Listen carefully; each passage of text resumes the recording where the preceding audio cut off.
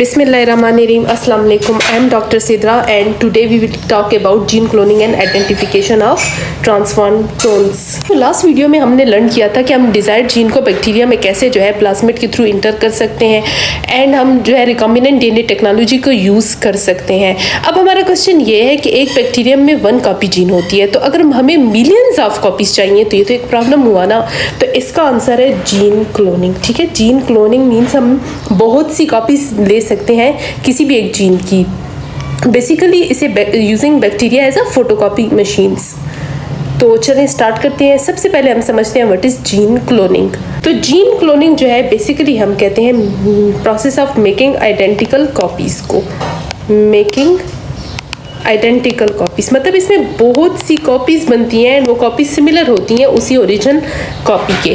तो ये एक ऐसा प्रोसेस है जिससे हम डीएनए की या जीन की बहुत सी कॉपीज़ बना सकते हैं। लास्ट वीडियो में हमने बनाया था इंसुलिन। आरडीटी के थ्रू हमने इंसुलिन को तो प्रोड्यूस कर लिया है ना, लेकिन जब हम वो जो ट्रांसफॉर्म्ड बैक्टीरियम है, ट्रांसफॉर्म, ठीक है ना, ट्रांसफॉर्म बैक्टीरियम वो था जिसने आरडीटी के थ्रू जो है सक्सेसफुली इंसुलिन जीन को अडॉप्ट कर लिया था।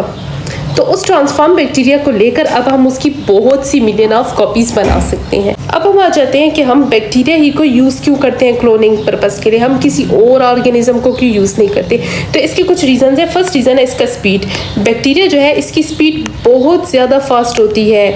यूजुअली हर 20 मिनट्स के बाद जो है इसकी ग्रोथ होती है एंड इसकी जो ग्रोथ होती है वो एक्सपोनेंशियल होती है। एक्सपोनेंशियल का मतलब कुछ ये है कि 2 से 4, 4 से 6, 6 से 8, 8 से 16 इस तरह से बनते हैं एंड ये बहुत ज़्यादा जल्दी रैपिडली डिवाइड हो जाते हैं।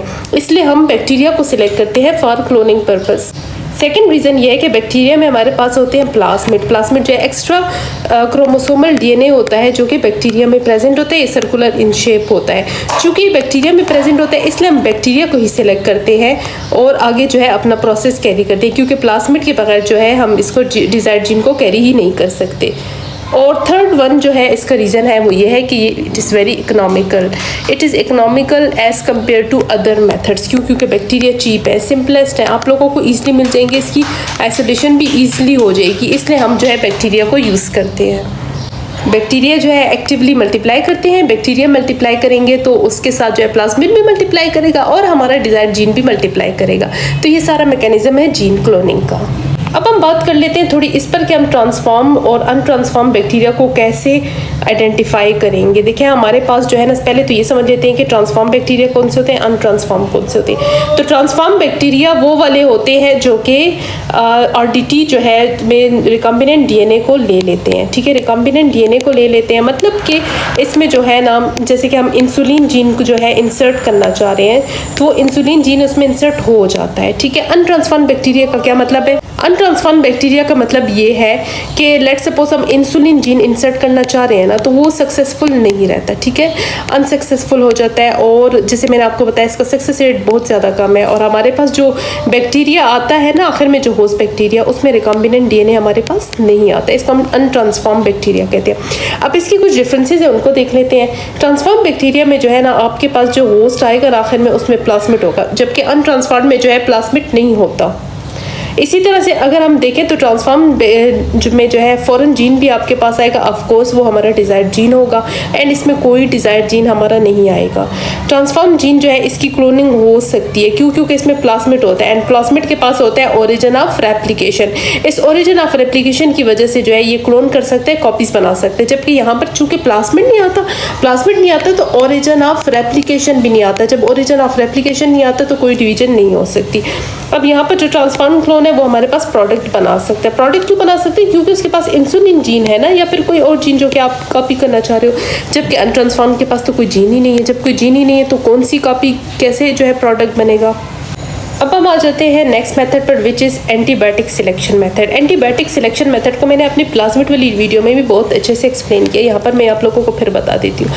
इसके कुछ स्टेप्स से ही देख लेते हैं। सबसे पहले तो हम इसको कोई प्लाज्मिड डिज़ाइन करते हैं। ठीक है ना, प्लाज्मिड हम किसी भी बैक्टीरिया का ले लेते हैं। अब प्लाज्मिड जो है एक्स्ट्रा क्रोमोसोमल और सर्कुलर डीएनए होता है और इसमें एक खास किस्म का पोर्शन होता है जिसको हम कहते हैं एंटीबायोटिक रेजिस्टेंस। ठीक है, एंटीबायोटिक रेजिस्टेंट जीन्स इसमें जो है प्रेजेंट होते हैं। हैं, ये जो ख़ास जीन होते हैं जिनको हम एंटीबायोटिक रेजिस्टेंट जीन्स कहते हैं, इनका पर्पज़ ये होता है ना कि ये किसी स्पेसिफिक एंटीबायोटिक को रेजिस्ट करेंगे। लेट्स सपोज हम एम्पिसिलिन की एग्जांपल ले लेते हैं। Ampicillin is an antibiotic.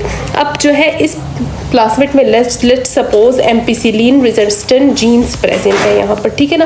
तो इन जीन्स के प्रेजेंस की वजह से क्या होगा, बैक्टीरिया जो है नॉर्मली एंटीबायोटिक से किल हो जाते हैं, लेकिन चूंकि इसमें एंटीबायोटिक रेजिस्टेंट जीन प्रेजेंट है तो इसकी वजह से ये वाला जो प्लाज्मिड है ना जिस बैक्टीरिया में होगा ना तो वो किल नहीं हो सकेगा। क्यों? क्योंकि वो रेजिस्ट करेगा। उसके बाद हम जो है नेक्स्ट ले लेंगे, एक होस्ट सेल ले लेंगे और उसमें अपने इस जो है प्लाज्मिड को इंसर्ट करेंगे, ठीक है। ये प्लाज्मिड जिसमें एंटीबायोटिक रेजिस्टेंट जीन भी है, हम ये काम करने की कोशिश करेंगे, मीन्स हम ट्रांसफॉर्मेशन करने की कोशिश करेंगे। एंड जो ट्रांसफॉर्मेशन का प्रोसेस है उसमें ये होता है कि जो फॉरेन डीएनए है वो होस्ट डीएनए ले लेता है, ठीक है। तो हम ये कोशिश करेंगे, लेकिन आप लोग ये याद रखिए कि इसमें ट्रांसफॉर्मेशन में भी अनट्रांसफॉर्म जो है वो क्लोन्स, अनट्रांसफॉर्म सेल्स भी होते हैं।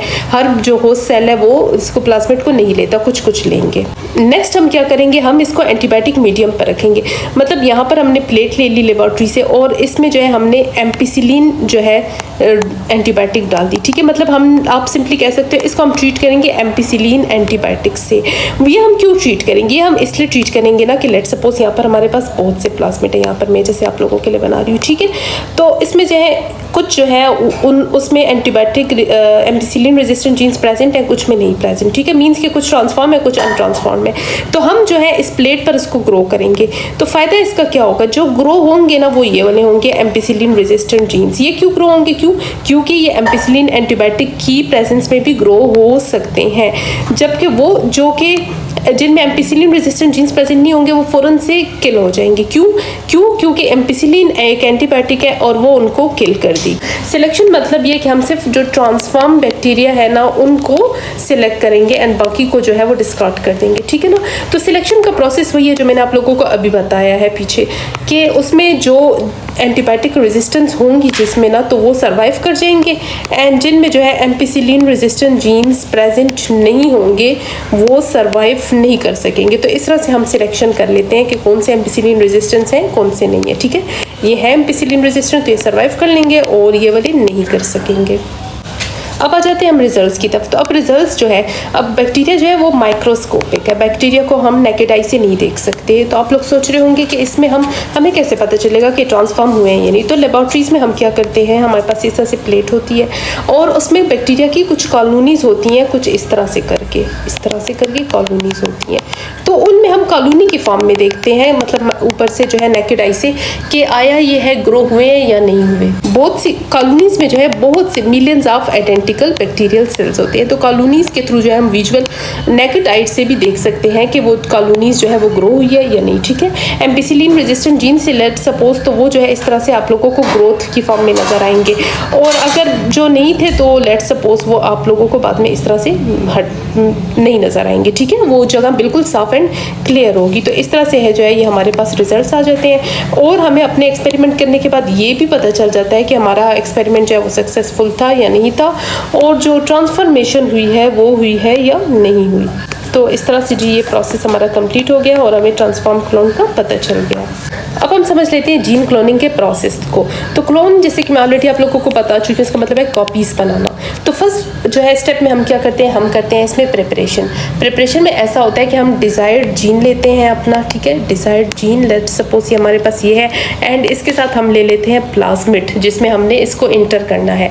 तो इसको जो है हम इस तरह से इसमें इंटर कर लेंगे और इसको जो है डीएनए लाइगेज के थ्रू ज्वाइन कर लेंगे। तो हमारे पास जो है ये कंप्लीट जो है हमारा जीन ऑफ इंटरेस्ट जो है वो हमारे प्लाज्मिड में आ चुका है। आल्सो रिमेंबर कि इसमें हमारे पास एंटीबायोटिक रेजिस्टेंट जीन भी प्रेजेंट है क्योंकि इसमें प्लाज्मिड। नेक्स्ट में ट्रांसफॉर्मेशन में ये है कि हम अपने होस्ट सेल बैक्टीरिया में जो है इस रिकॉम्बिनेंट प्लाज्मिड को डाल देंगे, ठीक है, ताकि ट्रांसफॉर्मेशन हो जाए और ये जो होस्ट सेल है हमारा ये प्लाज्मिड ले ले। तो ये इस तरह से हमने इसमें डाल दिया और इस तरह से हम बोथ से उसके लिए रिपीट करते हैं। तो कुछ हमारे पास ट्रांसफॉर्म एंड कुछ जो है वो अनट्रांसफॉर्म सेल्स भी रह जाते हैं। सिलेक्शन में हम जो है एंटीबायोटिक प्लेट यूज़ करेंगे जो मैंने आप लोगों को पीछे बताया।